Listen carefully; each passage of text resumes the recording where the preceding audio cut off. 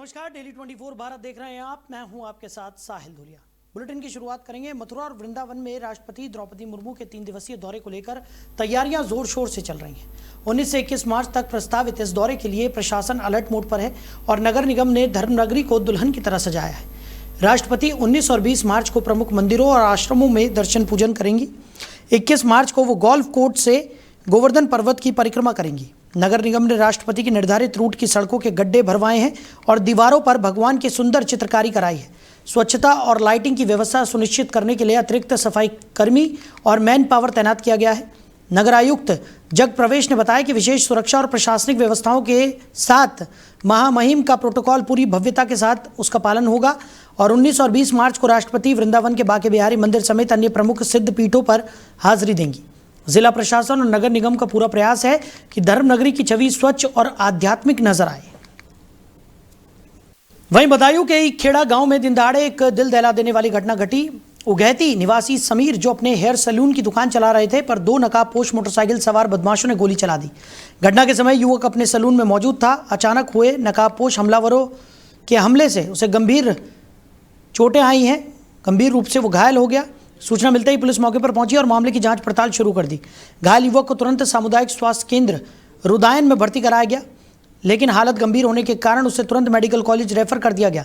Police अब आरोपियों की तलाश में जुटी है और घटना के पीछे के कारणों की भी जांच कर रही है। उक्त घटना उगैती थाना क्षेत्र में हुई, जिसने इलाके में दहशत का माहौल पैदा कर दिया। वहीं पीलीभीत पुलिस ने साइबर क्राइम के माध्यम से एक बड़ी सफलता हासिल की है। पुलिस अधीक्षक सुकीर्ति माधव और सहायक पुलिस अधीक्षक नताशा गोयल के निर्देशन में गठित टीमों ने जनपद के थानों के हेल्प डेस्क और CEIR पोर्टल की मदद से 206 खोए हुए मोबाइल फोन बरामद किए। इन मोबाइलों की कुल कीमत लगभग 24,39,440 आंकी गई है। बरामदगी अभियान में साइबर सर्विलांस और थानों की संयुक्त टीम ने विभिन्न व्यक्तियों के खोए हुए मोबाइलों की तलाश कर उन्हें वापस हासिल किया। पुलिस अधीक्षक के निर्देशानुसार आज एक प्रेस वार्ता आयोजित की गई, जिसमें सभी बरामद मोबाइल उनके असली मालिकों को सौंप दिए गए। अपने खोए हुए मोबाइल पाने की उम्मीद छोड़ चुके लोगों की खुशी देखकर स्पष्ट था कि ये सफलता उनके लिए कितनी महत्वपूर्ण थी। ये कार्रवाई पीलीभीत पुलिस की कार्यकुशलता और जनता के सहयोग से अपराधों को रोकने और खोई हुई संपत्ति वापस दिलाने में उनकी प्रतिबद्धता को दर्शाती है। देखिए, जनपद पीलीभीत में लगातार जो भी लॉस्ट मोबाइल्स हैं उनको CEIR पोर्टल के माध्यम से जनपदीय जो साइबर सेल है और जो थाने के साइबर हेल्प डेस्क है उसके माध्यम से उनको ट्रेस करने और वापस कराने का कार्य लगातार किया जाता रहा है। उसी के क्रम में 206 मोबाइल फोन जो लॉस्ट थे उनको CEIR पोर्टल के माध्यम से जो हमारे साइबर सेल की जो टीम्स हैं उनके द्वारा उनको ट्रेस करके उनके जो मालिक हैं उनको आज वापस हम करा रहे हैं। लगभग 206 मोबाइल फोन्स हैं और इसकी लगभग अनुमानित वैल्यू लगभग 25 लाख रुपए के आसपास। तो कानपुर के शास्त्री चौक चौराहे पर एक दर्दनाक हादसा हुआ। गोविंद नगर थाना क्षेत्र के दबौली केसा इलाके में खाली प्लाट पर चल रही खुदाई के दौरान एक पेड़ गिर गया, जिससे खंबे और 3 मोटरसाइकिल क्षतिग्रस्त हो गए। हादसे में हाई टेंशन लाइन भी गिर गई और इसके कारण एक युवक गंभीर रूप से घायल हो गया। उसे तुरंत अस्पताल पहुंचाया गया, लेकिन इलाज के दौरान उसकी मौत हो गई। घटना ने इलाके में भय और हड़कंप मचा दिया। स्थानीय लोग और पुलिस तुरंत मौके पर पहुंचे। पुलिस ने घटनास्थल का निरीक्षण किया और हादसे के कारणों की जांच शुरू कर दी गई। प्रारंभिक जानकारी के अनुसार खाली प्लाट पर चल रही खुदाई और पेड़ की सुरक्षा में लापरवाही इस हादसे की मुख्य वजह मानी जा रही है। इस घटना ने नागरिकों और अधिकारियों के लिए चेतावनी का काम किया है कि निर्माण और खुदाई के दौरान सुरक्षा मानकों का पालन बेहद आवश्यक है। मैं आया था यहाँ पे बिजली का बिल अपना ठीक कराने, मीटर कट गया था और बिल मेरा ऑलरेडी जमा था, तो उसके चक्कर में कंप्लेंट करने आए थे।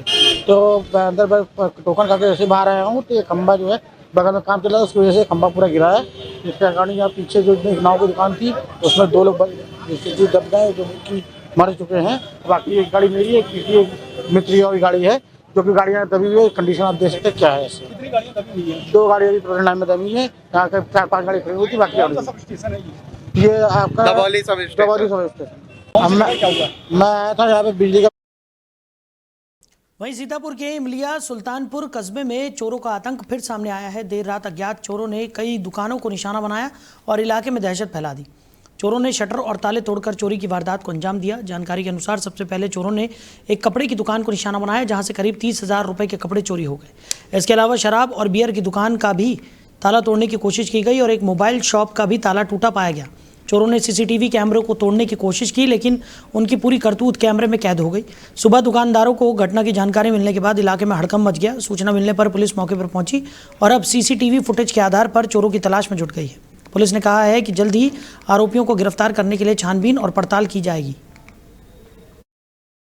दुकान के ताले टूटे हुए हैं और जब हम यहाँ आए तो सारा हमारे 30-35 हजार रुपए पड़े थे और कुछ वगैरह गायब हो गए।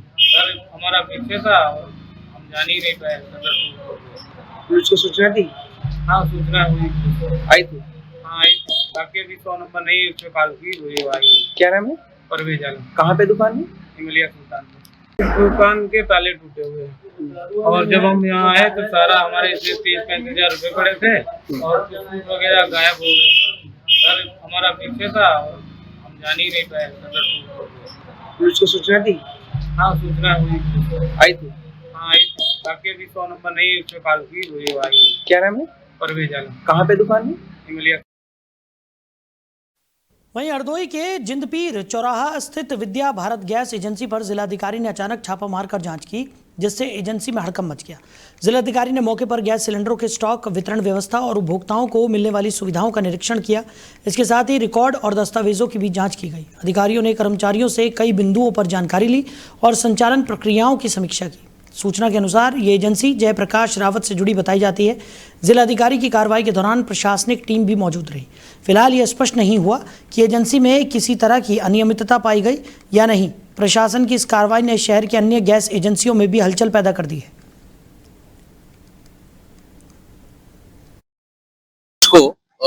एडीएम साहब के साथ और पूर्ति विभाग की पूरी टीम के साथ हमने बीपीसीएल के 2 एलपीजी रिटेल आउटलेट्स का निरीक्षण किया।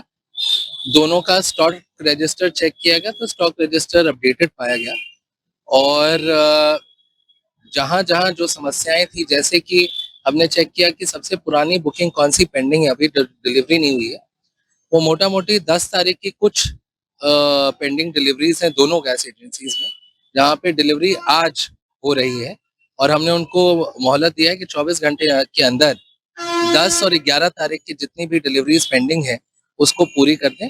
सभी एजेंसी वालों ने हमें पहले भी मीटिंग में आश्वस्त किया था कि वो अपने संसाधन बढ़ाएंगे डिलीवरी करने के लिए, लेकिन मैं आपके माध्यम से पुनः हरदोई जनपद के सभी निवासियों से ये अनुरोध करूंगा कि बुकिंग करने के पश्चात लगभग 48 से 72 घंटे लग रहे हैं अभी डिलीवरी करने में, और बार बार यह देखा जा रहा है कि बुकिंग करने के बाद तत्काल लोग आ जाते हैं अपने रिटेलर के पास वहीं से सिलेंडर लेने। ये व्यवस्था पूर्ण रूप से खत्म कर दी गई है, सरकार द्वारा ही पूर्ण रूप से खत्म कर दी गई है। आप बुकिंग करेंगे, आपकी डिलीवरी घर पर होगी और ओटीपी के माध्यम से होगी। तो मैं पुनः हरदोई के सर्वसम्मानित जनता से ये अनुरोध करूंगा कि बुकिंग के पश्चात लगभग 2 से 3 दिन का वेट करें और हमारा कंट्रोल रूम तो काम कर ही रहा है, उस पर संपर्क करें अगर 3 दिन बाद भी आपकी डिलीवरी नहीं होती है। अनावश्यक भीड़ ना लगाएं किसी भी रिटेल एजेंसी पर, और रिटेल एजेंसीज पे हमारी बहुत ही कड़ी नजर है और किसी भी तरीके की कमी नहीं होने देंगे हम जनपद। वहीं गोंडा के नवाबगंज थाना क्षेत्र पुलिस ने किसानों से ठगी करने वाले एक अंतर जनपदीय गैंग का खुलासा किया है। गैंग के आरोपियों ने रेलवे में ट्रैक्टर लगाने का झांसा देकर किसानों से ट्रैक्टर किराए पर लिए और शुरुआत में एडवांस राशि भी दी। पुलिस के अनुसार आरोपियों ने हर महीने 25,000 रुपये का लालच देकर ट्रैक्टर किराए पर लिया और फिर ट्रैक्टर और कागजात लेकर फरार हो गए। इसके बाद गैंग के सदस्य इन ट्रैक्टरों को दूसरे जिलों में ऊंचे दामों पर बेच देते थे। नवाबगंज पुलिस ने एसपी विनीत जायसवाल के निर्देश पर कार्रवाई करते हुए गैंग के 4 आरोपियों कुलदीप सिंह, सुभाष चंद्र यादव, रामजी शर्मा और संदीप यादव को गिरफ्तार कर लिया है। आरोपियों की निशानदेही पर पुलिस ने 5 ट्रैक्टर भी बरामद किए हैं। गैंग से जुड़े अन्य लोगों की तलाश में पुलिस अब भी जुटी हुई है और मामले की गहन जांच जारी है। ये एक गैंग थी जो यहाँ के किसानों को फाइनेंस पे ट्रैक्टर खरीदवाती थी और फिर उसको कहती थी कि हम उसको रेलवे पे ले जाके काम पे लगाएंगे, और वो 25,000 रुपये के हिसाब से पर मंथ का 25,000 रुपये के हिसाब से 75,000 रुपये एडवांस में दे देती थी। फिर 3 महीने बाद न तो वो ट्रैक्टर देती थी न तो वो किराया देती थी।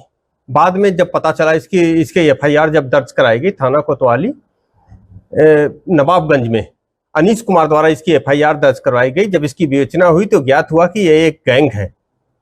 इस गैंग द्वारा उस ट्रैक्टर को ले जाके विभिन्न जनपदों में बेच दिया जाता है। तो आज पुलिस द्वारा उस गैंग का पर्दाफाश करते हुए जो मुख्य आरोपी कुलदीप सिंह है, उसके सहित 4 अभियुक्तों को गिरफ्तार कर लिया गया है। 5 ट्रैक्टर की बरामदगी हो गई है। ये एक वहीं कानपुर में चमड़ा उद्योग को लेकर नई समस्या सामने आई है। स्थानीय लेदर कारोबारियों ने आरोप लगाया है कि LPG सिलेंडर की कालाबाजारी के बाद अब चमड़ा उद्योग में इस्तेमाल होने वाले रसायनों की जमाखोरी की जा रही है। व्यापारियों का कहना है कि कुछ सप्लायर जानबूझकर केमिकल की आपूर्ति रोक रहे हैं, जिससे उनकी कीमतें बढ़ रही है और उद्योग प्रभावित हो रहा है। इस स्थिति के कारण चमड़ा कारोबारियों को उत्पादन और संचालन में गंभीर समस्याओं का सामना करना पड़ रहा है। इस मामले में लेदर इंडस्ट्रीज वेलफेयर एसोसिएशन ने उत्तर प्रदेश के मुख्यमंत्री योगी आदित्यनाथ को पत्र लिखकर तत्काल कार्रवाई की मांग की है। उद्योग प्रतिनिधियों का कहना है कि प्रशासन के हस्तक्षेप से ही सप्लाई और कीमतों को नियंत्रित किया जा सकता है। इस घटनाक्रम ने कानपुर के चमड़ा उद्योग में व्यापारियों और उपभोक्ताओं के बीच चिंताएं बढ़ा दी है। देखिए, जो ये वार का इम्पैक्ट आया है, वार का इम्पैक्ट मेजर जो आया है फ्यूल, गैस और ट्रांसपोर्टेशन पे आया है। और अभी इंडिया में गवर्नमेंट इतने अच्छे से डील कर रही है कि अभी फ्यूल, डीजल और पेट्रोल के दाम जनरली नहीं बढ़े हैं। जो परसेप्शन है कि इससे डीजल और पेट्रोलियम के जब प्राइसेस बढ़ेंगे तो ट्रांसपोर्टेशन कॉस्ट बढ़ जाएगी, इस परसेप्शन को लेकर बाज़ार में काला बाजारी शुरू हो गई है। और एज ए टैनर, जो मैन्युफैक्चरिंग सेक्टर में हम लोग के केमिकल्स हैं, इनके प्राइसेस जो है वो आवरली बेसिस पे एवरी डे कोई उनका परसेंटेज नहीं है कितना बढ़ाया जाए। जैसे फॉर एग्जांपल अमोनियम सल्फेट, इसका ना पेट्रोलियम गैस का कोई इम्पैक्ट है, ना इसमें ट्रांसपोर्टेशन का अभी कोई इंक्रीमेंट हुआ है, लेकिन इनके प्राइसेस डबल हो गए। ऐसे सारे केमिकल्स पे कालाबाजारी शुरू हो गई है, होल्डिंग शुरू हो गई है, जिससे मैन्युफैक्चरिंग सेक्टर के ऊपर एक बहुत बड़ा प्रेशर आ गया है। और अगर मैन्युफैक्चरिंग सेक्टर चरमरा जाएगा तो इससे रोज़गार पे भी बहुत बड़ा इम्पैक्ट पड़ेगा और फॉरेन एक्सचेंज भी हमारा जो आना बंद हो जाएगा और हमारे एक्सपोर्ट ऑर्डर्स की कमिटमेंट पूरी नहीं हो पाएगी। देखिए, जो ये वार का इम्पैक्ट आया है, वार का इम्पैक्ट मेजर जो आया है फ्यूल, गैस और ट्रांसपोर्टेशन पे आया है। और अभी इंडिया में गवर्नमेंट इतने अच्छे से डील कर रही है कि अभी फ्यूल, डीजल और पेट्रोल के दाम जनरली। वहीं बदायूं में दिन दहाड़े हुए हत्याकांड ने पूरे जिले में सनसनी फैला दी है। 18 मार्च को जिले की एक फैक्ट्री में 2 HPCL अधिकारियों हर्षित मिश्रा और सुधीर गुप्ता की गोली मारकर निर्मम हत्या कर दी गई। हर्षित मिश्रा पीलीभीत जिले के पूरनपुर कोतवाली क्षेत्र के निवासी थे और कई वर्षों से HPCL में अधिकारी के रूप में कार्यरत थे। इस घटना के बाद पुलिस की कार्यशैली पर सवाल उठने लगे हैं। पुलिस ने हत्या की गुत्थी सुलझाने के नाम पर केवल एक आरोपी को आंशिक एनकाउंटर में गिरफ्तार किया, जबकि अन्य आरोपियों की गिरफ्तारी अभी बाकी है। हर्षित मिश्रा के परिवार ने स्थानीय प्रशासन और पुलिस पर गंभीर आरोप लगाए हैं और CBI जांच की मांग की है। परिवार का कहना है कि अगर जांच नहीं हुई तो वो आत्मदाह करने के लिए मजबूर होंगे। उत्तर प्रदेश के मुख्यमंत्री योगी आदित्यनाथ ने इस हत्याकांड का संज्ञान लेते हुए तत्काल प्रभाव से संबंधित पुलिसकर्मियों को सस्पेंड करने का आदेश दिया। मुख्यमंत्री ने हर्षित मिश्रा के परिवार से फोन पर बात कर हर संभव मदद और दोषियों के खिलाफ सख्त कार्रवाई का आश्वासन दिया। हर्षित मिश्रा की मां रानी मिश्रा ने आरोप लगाया कि उनके बेटे ने हत्या से पहले DM, पुलिस अधीक्षक और स्थानीय नेताओं को सुरक्षा की मांग भी की थी, लेकिन कोई सुरक्षा नहीं दी गई। उन्होंने आरोपियों के घर पर बुलडोजर चलाने और HPCL के लापरवाह अधिकारियों पर सख्त कार्रवाई की भी मांग की है। इस हत्याकांड ने प्रशासन की जवाबदेही और सुरक्षा व्यवस्था पर गंभीर प्रश्न खड़े कर दिए हैं। अब ये देखना होगा कि सभी आरोपियों के खिलाफ प्रशासन कितनी शीघ्र और प्रभावी कार्रवाई करता है। मेरा बच्चा सोमवार को जाना भी नहीं चाहता था, उसकी तबीयत खराब थी। वहाँ के आला अफसरों मतलब हेडक्वार्टर से आने की सूचना के बाद मेरा बच्चा गया, सोमवार को गया। मंगलवार को मीटिंग हॉल में बैठा था। रामू से राजीव उनके सर हैं, उनके पास फोन भी आ रहा था। आने के बाद बोले क्या बातचीत होगी, कल बातचीत करूंगा। बुधवार शाम को मेरी भी बात हुई। ये सारी बातें मेरे बच्चे ने बताई हैं मुझे। शाम को मेरी रोज बात होती थी। बृहस्पतिवार को उसकी हत्या कर दी गई और मुझे सूचना दे रहे हैं कि नहीं वो सही है, वो ICU में है। हम लोग ना कोई विकल ना कुछ, मैं अपने वेब पे जैसे तैसे मेरा परिवार वहाँ पहुँचा जाके तो सरकारी अस्पताल में बता रहे हैं, कहीं कहीं बता रहे हैं। उसके बाद कहते हैं कि आधुनिक चीर घर में मेरा बच्चा पढ़ा। वहाँ कोई भी मुझे नहीं नजर आया, ना मेरे साथ, ना मेरे बच्चे के साथ, ना यहाँ, और ना मुझसे कोई अभी इस तरह का आश्वासन है ना होगा। मेरे दुख का कोई भी मतलब वो नहीं कर सकता। और अगर सीबीआई जांच या बुलडोजर नहीं चलेगा, सीबीआई जांच नहीं होगी, उन लोगों का एनकाउंटर नहीं होगा, आरोपियों का, रामू का नहीं, रामू का हम चाहे, रामू को तो सजा मिल ही रही, वो तो बंद है, वो तो सनकी है। जो उनके 6 भाई और हैं चचेरे तैरे, कल्लू का परिवार, कल्लू प्रधान, विधायक जी बच्चे से मेरे कुछ और कहते थे, रामू से कुछ और कहते थे। ये दोरंगा मुझे नहीं चाहिए, मुझे निष्पक्ष जांच चाहिए। अगर जांच नहीं है, एक दुखियारी माँ की आदरणीय मुख्यमंत्री जी से रिक्वेस्ट है, झोली फैला के, अगर नहीं, मेरे पास कुछ नहीं बचा। मैंने अपने बच्चे को गरीबी में पढ़ा लिखा के इस योग्य बनाया था। अगर नहीं है तो मेरे परिवार में, मेरा परिवार बहुत बड़ा, लेकिन मेरा एक बेटा है, मेरे पति है, मेरी बहू है, 2 साल उसकी शादी को हुई है, कोई बच्चा नहीं है। हम चारों मिलके आत्मदाह कर लेंगे, इसके सिवा मेरे पास कुछ नहीं है। मुझे निष्पक्ष जांच चाहिए। वहीं दुबग्गा थाना क्षेत्र में एक मामूली घटना ने हिंसक रूप ले लिया। खेत में पानी लगाने के दौरान पाइप फटने से पड़ोसी के खेत में थोड़ा पानी चला गया, जिसके बाद विवाद इतना बढ़ गया कि दबंगों ने पिता पुत्र पर जानलेवा हमला कर दिया। पीड़ित नीरज कुमार के अनुसार उनके पिता प्यारे लाल अपने खेत में पानी लगा रहे थे, इसी दौरान पाइप फट गया और थोड़ा पानी पड़ोस के खेत में चला गया। इसी बात को लेकर पड़ोस में रहने वाले सुनील कुमार, सुधीर कुमार, सोनू और अमित गुस्से में आ गए। आरोप है कि सभी आरोपियों ने गाली गलौज करते हुए अचानक लाठी डंडों और धारदार हथियारों से हमला कर दिया। हमले में नीरज कुमार गंभीर रूप से घायल हो गए, वहीं उनके पिता प्यारे लाल को भी बेरहमी से पीटा गया। घटना के बाद घायल अवस्था में दोनों थाने पहुंचे और पुलिस को लिखित शिकायत देकर न्याय की गुहार लगाई। हमले के बाद से परिवार दहशत में है। वहीं मूसाझा के सैंजनी बायोगैस प्लांट थाना क्षेत्र में डबल मर्डर के आरोपी के खिलाफ प्रशासन ने बुलडोजर कार्रवाई की। आरोपी की अवैध संपत्ति और दुकानों को निशाना बनाते हुए कुल 6 दुकानों को जमींदोज कर दिया गया। कड़ी सुरक्षा व्यवस्था के बीच प्रशासन ने कार्रवाई की, जिससे इलाके में हड़कंप मच गया। ये कार्रवाई डबल मर्डर हत्याकांड के सिलसिले में प्रशासन की एक्शन मोड की स्पष्ट तस्वीर पेश करती है। साथ ही आरोपी के पूरे परिवार के शस्त्र लाइसेंस कैंसिल करने की प्रक्रिया भी शुरू कर दी गई है। प्रशासन अब आरोपी की अन्य अवैध संपत्तियों की भी जांच कर रहा है। इस कदम से संदेश मिल गया है कि हत्या जैसे गंभीर अपराधों में शामिल लोगों के खिलाफ सख्त और तेज कार्रवाई की जाएगी। तो कानपुर देहात के रसूलाबाद कोतवाली क्षेत्र के लाला भगत मेले में मारपीट का वीडियो सोशल मीडिया पर वायरल हो गया है। वायरल वीडियो में एक युवक के साथ लात घूंसों से मारपीट करते लोग दिखाई दे रहे हैं। जानकारी के अनुसार ये विवाद झूला झूलने को लेकर हुआ। लाला भगत मेले में सिलसिलेवार मारपीट की घटनाएं सामने आई हैं, जिसमें कई लोग घायल भी हुए हैं। स्थानीय लोग और मेले में उपस्थित लोगों ने पुलिस की लापरवाही और गैर मौजूदगी पर नाराजगी जताई। उनका कहना है कि अगर पुलिस समय पर सक्रिय रहती तो ऐसी अराजक स्थिति नहीं बनती। पुलिस ने बताया कि मामले की जांच की जा रही है और दोषियों के खिलाफ कार्रवाई की जाएगी। हालांकि सोशल मीडिया पर वायरल वीडियो के बाद प्रशासन पर दबाव बढ़ गया है। मामला ये था कि कल कुछ लोग झूला झूलने आए थे, तो वो कुछ ओवर एक्टिंग कर रहे थे, खड़े होकर झूला झूल रहे थे। अगर तो हमने उनसे ये बोला कि भैया आप बैठ कर झूला झूल लीजिए। उनके साथ 2 महिलाएं भी थी, तो हमने उनसे बोला भैया बैठ के झूला झूल लीजिएगा। तो उन्होंने कुछ गाली गलौज हमसे की कि ये हो गया वो हो गया, मतलब कि तुम्हें क्या लेना देना है। खुदा ना खासा कोई हादसा होता है उनके साथ, तो जिम्मेदार हम ही लोग होते हैं। ठीक है, तो हम लोगों की बात उन्होंने मानी नहीं, तो छूट से हाथापाई चलाने लगे। और उसके बाद गाँव गए, अपने 15-20 लड़के जो भी आए हो साथ में झूले वालों को मारा और हमको भी मारा। तो साथ हमारे साथ एक लड़का भी था, उनके साथ भी हाथापाई की है। कहाँ लोग थे वो? ये यहीं के थे, लाला भगत थे। शिकायत की आपने? शिकायत तो मैंने अभी नहीं की है फिलहाल में। तो कल जो थे उनके बड़े भाई, तो वो समझौता करवा के चले गए थे।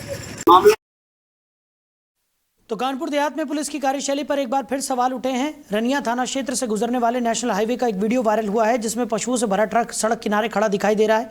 ट्रक के आगे पुलिस की 112 गाड़ी भी मौजूद नजर आई। वीडियो में ट्रक चालक और कुछ लोग आपस में पैसे गिनते दिखे, जिससे कई तरह की चर्चाएं और विवाद शुरू हो गए हैं। इस घटना ने पुलिस की भूमिका पर गंभीर सवाल खड़े कर दिए हैं। वीडियो वायरल होने के बाद प्रशासन ने तत्काल कार्रवाई करते हुए संबंधित पुलिसकर्मियों को लाइन हाजिर कर दिया और विभागीय जांच का आदेश दे दिया। पुलिस ने बताया कि जांच के बाद दोषियों के खिलाफ सख्त कार्रवाई की जाएगी। ये मामला कानपुर देहात के कानून व्यवस्था और पुलिस की जवाबदेही को लेकर चर्चाओं का विषय बन गया है। वहीं बलरामपुर के हरैया सतगरवा ब्लॉक परिसर में भव्य होली मिलन समारोह का आयोजन किया गया। इस कार्यक्रम में हजारों लोग शामिल हुए और पूरे क्षेत्र में उत्साह, उमंग और भाईचारे का माहौल देखने को मिला। कार्यक्रम का नेतृत्व ब्लॉक प्रमुख अविरल सिंह उर्फ विशाल सिंह ने किया। समारोह में बड़ी संख्या में लोग एक दूसरे को गुलाल लगाकर होली की शुभकामनाएं देते नजर आए। इस अवसर पर जनप्रतिनिधि, समाज सेवी और क्षेत्रीय नागरिक भी मौजूद रहे। ब्लॉक प्रमुख ने कहा कि होली प्रेम, एकता और सामाजिक सौहार्द का प्रतीक है। समारोह के दौरान पूरे परिसर में खुशी और उत्साह का माहौल बना रहा, जिससे सभी उपस्थित लोगों ने इस रंग बिरंगे त्योहार का आनंद भी लिया। आपसी प्रेम और भाईचारे का त्यौहार होता है, जिसमें साल भर में जो आपस में कोई त्रुटि होती है या कोई नाराज़ हो जाता है, तो आज ही के दिन लोग एक दूसरे को अबीर लगाकर गले मिलकर एक दूसरे की जो अंदर भावनाओं की जो बातें उसको दूर करके, गिले शिकवे दूर करके इकट्ठा होते हैं। इस समारोह का बस एक ही औचित्य था कि जो भी साल भर में एक ऐसा प्रोग्राम हो जिसमें सभी दल के लोग, सभी भाई जाति के लोग, हर लोग एक साथ मिलकर भाईचारे का एक स्वरूप प्रकट हो, जिससे सब में एक माहौल, एक सौहार्द का माहौल बना रह जाए। बनाने का काम 5 अंक और 6 अंक तक ले जाने का काम इस क्षेत्र के लोगों ने किया, जो एक हमारी पहचान बनी, जिसके माध्यम से आज मैं आपके बीच में बोल रहा हूँ। तो मैं सोचता हूँ कि हम क्षेत्र के लिए, इस क्षेत्र के भाईचारा के लिए, इस क्षेत्र में आपसी सौहार्द के लिए, इस क्षेत्र के विकास के लिए जो कुछ भी है वो कम है। जितना भी है प्रयास निरंतर चलता रहेगा। लोगों के सम्मान के लिए लड़ाई चलती रहेगी, लोगों के भाईचारे के लिए, सामाजिक समरसता के लिए जो हम सबसे बन पड़ेगा करेंगे। वहीं संबल की पौराणिक धरती पर भारतीय शिक्षा बोर्ड ने दस्तक दी और बोर्ड के अध्यक्ष डॉक्टर NP सिंह संबल पहुंचे और कलेक्ट्रेट में शिक्षाविदों के साथ अहम बैठक की। बैठक में नई शिक्षा पद्धति को लेकर संस्कार युक्त पीढ़ी तैयार करने पर जोर दिया गया। डॉक्टर NP सिंह ने मैकाले शिक्षा पद्धति को उद्देश्यहीन बताया और नए बोर्ड की प्राथमिकता के रूप में भारतीय मूल्यों को शिक्षा में बढ़ावा देने की बात भी कही। भारतीय शिक्षा बोर्ड का मुख्य उद्देश्य है समसामयिक शिक्षा में भारतीय ज्ञान परंपरा का समन्वय करना, जिससे जो बच्चों का शिल्पन हो, जो गढ़े जाए, वो आधुनिक साइंस टेक्नोलॉजी के सामर्थ्य के साथ साथ भारत की सांस्कृतिक दृष्टि जो है, उसके जो संस्कार है, उसके युक्त हो। ये इसका मुख्य उद्देश्य है।